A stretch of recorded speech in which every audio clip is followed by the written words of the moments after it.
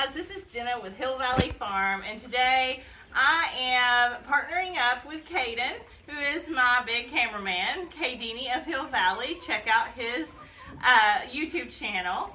And anyways, we decided to get together and share with you what our top questions are that we get from people most often. So here is the start of it. There's 15 questions, and we're going to start at 15 and go all the way up to our number one question. Why do you prefer does over bucks in kids? Okay, so when a buck is born, obviously we have to make the choice. Is he going to remain a buck, or is he going to be a wether, which is a pet? Now with does, we don't have to make that decision because they are wonderful. They can reproduce, they can have milk, so they can be sold to performance homes, but they can also be sold to pet homes that just want a family milker. And so does are lovely because you do not have to make that choice, and they don't smell bad when rut comes in. So it works out really well. Red Baron agrees.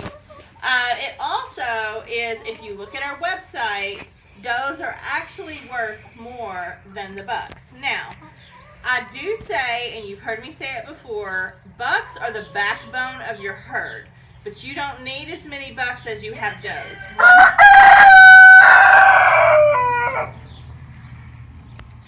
One buck can service a lot of does. I want to say 30, but don't quote me on that. So you do not need a bunch of bucks. Now for us, I do like to keep four bucks, because if I am breeding and moving in and out and even showing, I don't want someone to be left behind alone. So 4 for us just seems to be the magic number. So that's why we prefer does over bucks.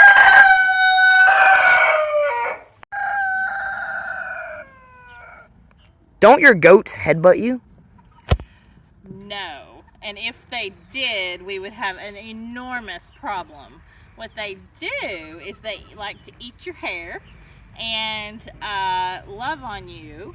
But no, we do not have any goats who headbutt us. Even the bucks. A lot of people, for some reason, think that tie bucks into being not very nice or mean. But the bucks are actually more docile than the does. So, but no, our goats do not headbutt us. I don't know any Nigerians that do. So Nigerian dwarf are actually known for being very docile. So the answer is no. Are goats trainable? They are. Now, they're not trainable in the fashion of like dogs, where you have them sit and shake and stay. But our training is a little bit different in the milk stand. So in here we have our milking room, and we can get 4 does at a time on these stands. Each doe knows when you let them in which one they go to. They don't go to a random one. And it's just a part of my OCD. Arma goes here, Tuscany goes here, and then over there it'll be Alice on the right and Gloria on the left, and they will come in here and as you can see, get to where they're supposed to be. And so they come in in sets of 4 and they leave in sets of 4. That's one thing. Now goats are also very they are animals of habit, like creatures of habit, and so they know when it's time to eat. They will stand over at the gate and yell for me towards the house. They know when they're supposed to eat. They know when they're supposed to be let out. Like I said, they're creatures of habit. So they're trainable in that aspect of they get used to their daily routine. And when you try to change that, where they go, what they eat, what they do, it kind of messes with them. But and also they're trainable in leading. You know, in shows, we lead them in a ring. Now, there are some here that we can't do that with. One is Irma. Can't be done. Another is Elfwin. There's no way. But the others are. You can lead them just like anyone else. So we lead them into the ring and they behave. They know, a lot of them, especially the older does, understand what we're doing when we're setting their legs up and presenting them to the judge. So they're really, really good about standing there and showing. So yes, the answer is goats are trainable. Of all of your goats, who is your favorite? Well, the rooster definitely isn't the favorite. But I don't have a favorite. Actually, we say we do not have favorites here. But Caden is just giving me this look like he knows that there are some favorites. But in my book, they're favorites for different reasons. Everyone knows, if you watch their channel for any time at all, that my heart goat is Mayflower. Mayflower and Elflin here. Oh, she didn't like that. I can't believe she let me pet her. She has no touch me days. Mayflower and Elflin were actually the first goats to come to our farm, and so I just have a connection with Mayflower. She's the first goat that I ever really milked, helped, had kid here, and so she's just special. You know, we have others. Caden loves butter, and Caden obviously loves Faylene. There are others that he really loves, obviously Lily. Lily has been an all-time favorite forever of Caden's. One of my favorites. And I mean, if this is not a strange thing, is this girl, Risky Business. And so, you know, and of course her kids, Dicey, you know, and Sky, and I mean, but I love them all for different reasons. And I can't sit here and say who my favorite is. So we get that question a lot, but we can't really answer it because it's just, we actually love them all and we're very attached to them. So it's kind of hard to pick a favorite. How can you stand to part with them? So we obviously have several kids every year because we show and we do performance programs, and in order for those goats to be in milk, we have to breed them, which means they have babies. So you see how many we have here right now. It's a lot. They do grow and they do get big. And so how can we stand to part with them? Well, I am using Miss Sapphire here as an example. Miss Sapphire is a daughter out of Gloria, and she is actually going to be going to our friends at Lone Star Farm, and they're actually moving to Morristown, Tennessee, so they're coming more east versus west Tennessee now. And Miss Sapphire is so sweet and beautiful, and we love her. But what makes it okay to part with them is knowing the kind of homes they're going to. Did you get choked up? The homes that we vet the people that want our goats. We talk to them, we learn about them, we actually befriend them. We have a contract, and so we are sure when these babies leave here that they are going to the best possible home that they can go to. And Lone Star Farm is one of those farms. And so while we love them and love for them to be with us, when it comes time to wean and them to move on, we're actually excited because that means that we're spreading the love. You've heard me say that term before. We're spreading the love, and we're hoping that they do great things for when they leave, for the folks that get our babies. So no, it's not always easy. Yeah, we've had those few. Last year Pearl was one of mine. It was really hard to let go, but she went to an amazing home. And so that makes it easier. That actually makes it all worth it. So it's not that hard. Do you do goat yoga? No. The reason is you see this guy, and you see this little bitty girl, and you see this girl. Now Faylene is like, we call her Mama Faylene, as you all know. She does not mind the goat standing on her, and it actually maybe feels good to her right now. But this buckling is gonna grow, and that buckling is gonna get big, and it's gonna hurt. So when they get to be dicey size, it actually hurts really bad when they stand on your back, and they can actually bruise you because their hooves are actually pretty sharp. So goat yoga, I'm sure, is cute and fun, but no, we don't do goat yoga because I'm trying to teach them not to jump on me when I lean over to get feed bowls. Do you lease goats out to people for their yards? No. There's several reasons why, but this so right now we probably have right at 30 goats in this field that we're standing in. So the grass started growing about a week or two ago, and they are keeping it down right now.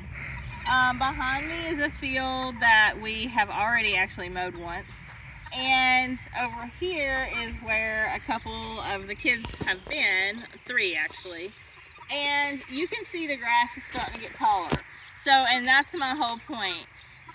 In this field, I actually have to start mowing once a week when the grass really wakes up. We've still got some really big bare spots. It's really early spring for East Tennessee. So grass, like I said, has just started growing.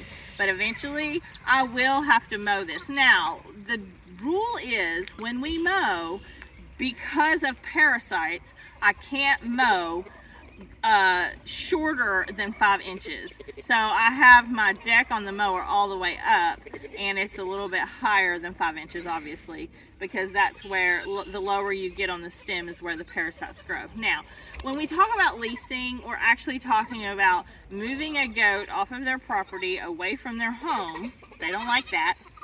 And putting it on a piece of property and expecting them to do a job. Nigerians are small dairy goats. They're also prey animals. So it's not only not safe for them, but it's also concerning because of biosecurity. We're basically on lockdown here. Nobody comes in and out of our fields without shoe covers ever. And actually, it's very rare that anyone does come into our field. So if you have come into the field and you've went into the barn, you're one of the few. We don't actually always do that.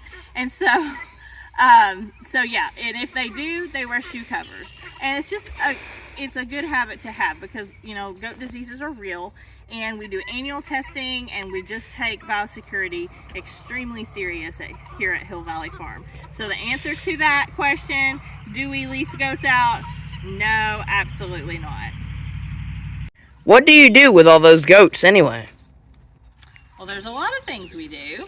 Right now they look pretty lazy, but actually they are milk machines. And so obviously we breed them to have milk, and we have milk the majority of the year. We drink the milk. I make soaps, I make lotions, I recently made cheese, I've made butter, I've done ice cream. We do a lot of stuff with this milk. And so it's really, really good for you, and it's really, really good. So we do a lot with the milk. Now, the other things that we do, we enjoy them. This is Mayflower, and she is in her retirement years. And May, I'm just enjoying her and watching her just be a goat. And she's loving life and she has a wonderful, lovely life. And so Mayflower is just in her retirement. Now, this is Mirabella. She's actually just starting. She's a dry yearling, and we have plans to show her as a dry yearling, which means she is not in milk and she has never had kids. And so she is just starting here. And juniors get shown as well. So we take them to the show ring. We show the milkers, we show the juniors, we even show the bucks. It's been a while, but we do. So we show them. We do performance programs like milk testing, the DHIR, which is Dairy Herd Improvement Registry. And so that's where we test the milk monthly and weigh it. And it's a really great thing to see what they're putting in the pail individually. We also do something called linear appraisal. This is another performance program through American Dairy Goat Association, where a judge or an appraiser comes out and they appraise your goat. And that appraisal, if you have seen our video, we have one that we have done before explaining linear appraisal. And that is where they come and they appraise your goat and compare it to what would be the perfect goat, and you get a final number. And so there's a lot of things that we do with our goats. Of course, we enjoy them daily.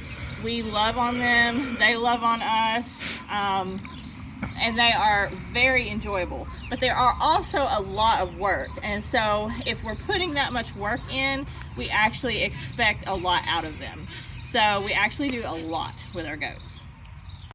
What is a dairy goat show, and why do you show them? So a dairy goat show is a place where you go in an agricultural arena, and you'll see many, many different breeds of goats. There are several different breeds other than Nigerians, and we call them standards. Nubian, La Mancha, Oberhausley, Alpine, Toggenburgs, you name it. Saanens. So there's a lot of different kinds of breeds other than Nigerian Dwarf. And so sometimes you'll find a Nigerian Dwarf only show, and or a mini show, and that's the mini La Manchas along with Nigerian Dwarfs. But so that's a show is where people go. They have their udders, and they're uddered up for the show, and they go in a ring and they walk in a circle, and the judge looks at the goat. Now, what the judge is doing is the judge is comparing the goats to each other right there in the ring. You know, in linear appraisal, they're comparing the goat to what would be the perfect goat, which it does not exist, but what it would be if there was a perfect goat. In the ring, they're only comparing each goat against each other, okay? And so then you'll have a first place, a second place, you know, and then you have your classes, and then you have your grand champion lineup. And getting to be in the grand champion lineup is quite exciting, and so that's really a lot of fun. Why do we show? That is a loaded question, and we get it all the time. And the biggest reason I can think of, and I think Kaden would totally agree with me when I say this, is we have met a lot of friends through goat shows, like-minded people with the same goals, and we like to share with each other and talk through each other, you know, talk it out with each other and just connect. And so, you know, we call it our goat show family, and we have one, and it is fabulous. But it is a lot of work. It's a lot of money. It's a lot of work. We are shaving goats all the time in show season and keeping them in tip-top shape, and so it is not easy.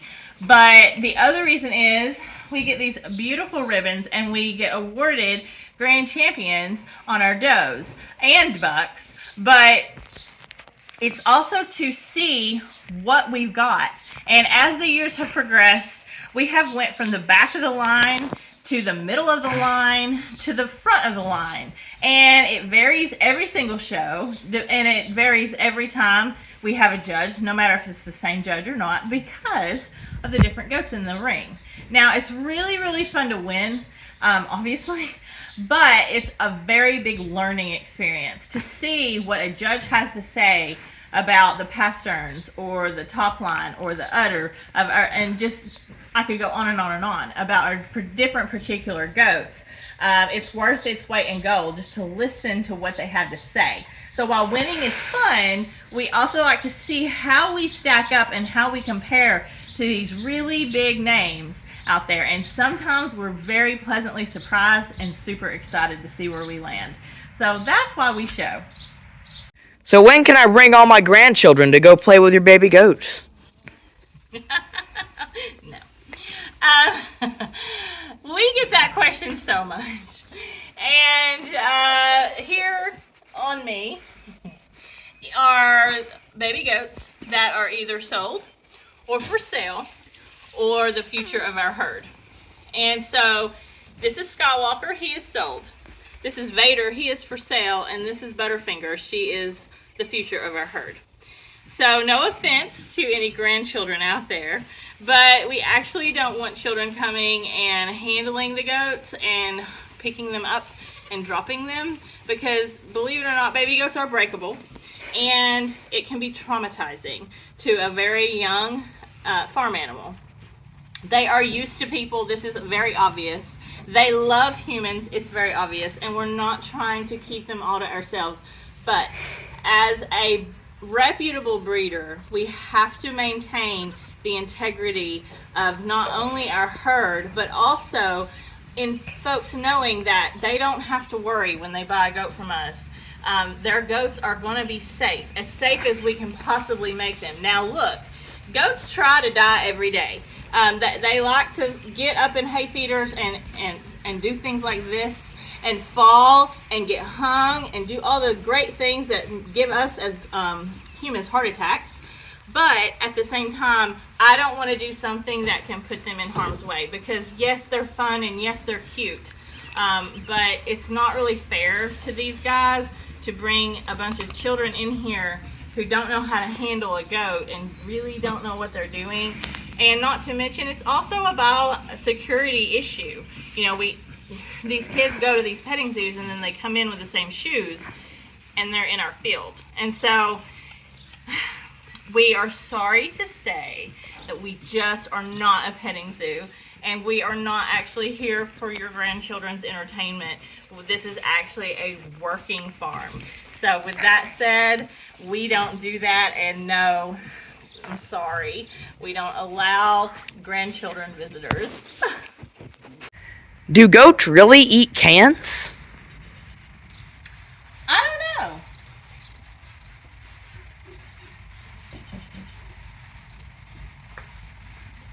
Hi, Vader. You want a can? You want a can, Mercy? What about you, Freedom? So the answer to that question is no. Goats do not eat cans, or just anything for that matter.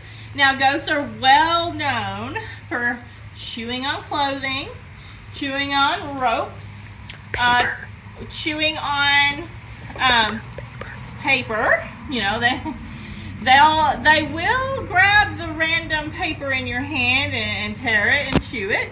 But that is a very odd myth.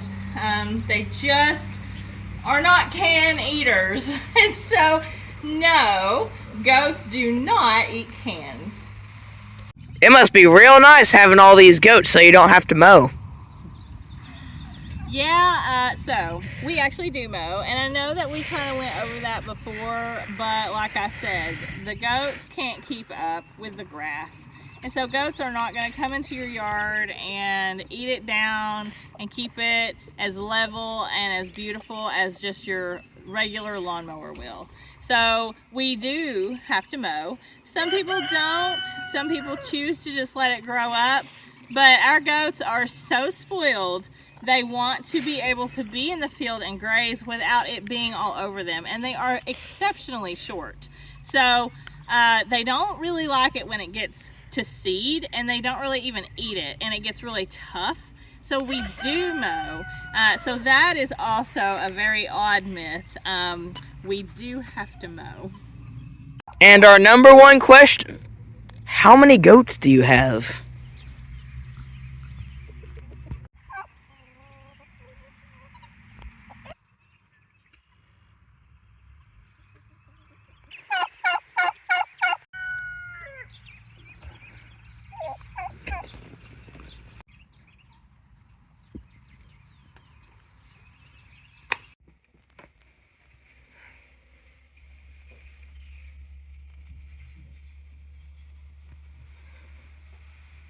Okay, so 21 adults, 22 kids born, and 4 dragulings. So it's 47 does plus kids, and we have 4 bucks. And so that means we have 51 total, with still more to come.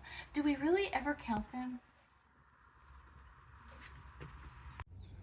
So as it stands right now, we have 51 kids and does and bucks on the property. Actually, a few of them have sold and have went on. So really, we probably have closer to just 48. And so no, That is our number one question. How many goats do we have? It's actually always changing. You guys, if you were here back last year at all, you knew I brought two bucks in. And then we ended up buying two really nice does, and along with the ones that we retained, and we're always shuffling and it's always changing. So that is why we never count. We have no idea, and it's so funny because anytime someone asks me, how many goats do you have? I'm like, maybe 25, and here I am sitting with 48. Thank you so much for watching. This was a lot of fun. Thank you to Kaden, also Kadini of Hill Valley, for joining me in this really fun video. It was a lot of fun. Definitely subscribe and also hit the notification bell and give us a thumbs up. It helps us more than you know. And until we see you next time, remember Faylene is due next. I hope you have an awesome goat field day. Faylene, is this what you want? Oh yes, it's what you want.